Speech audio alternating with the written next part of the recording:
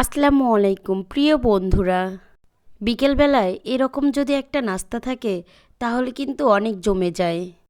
আজ আমি আপনাদের সাথে এই বনপিঠা বানানোর রেসিপিটা শেয়ার করব।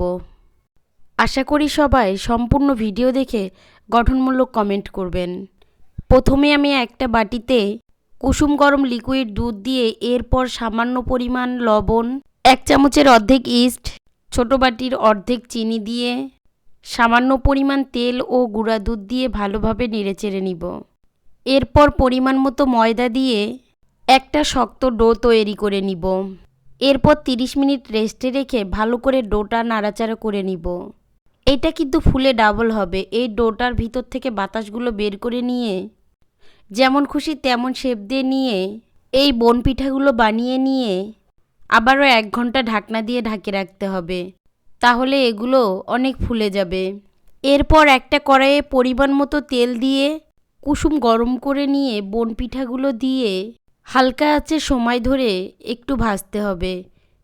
এগুলো ভালোভাবে লালচে করে ভেজে নিলেই হয়ে যাবে বনপিঠা। এই বনপিঠাটা দেখতে যেমন সুন্দর ঠিক খেতেও তেমন সুস্বাদু। একবার বানিয়ে খেলে বারবার খাইতে ইচ্ছে করবে। প্রিয় বন্ধুরা, আমার ভিডিওটি কেমন হয়েছে অবশ্যই সবাই জানাবেন আর ভালোবেসে পাশে থাকবেন। আপনারা পাশে আছেন জন্যই আমি ভিডিও বানানোর উৎসাহ পাচ্ছি।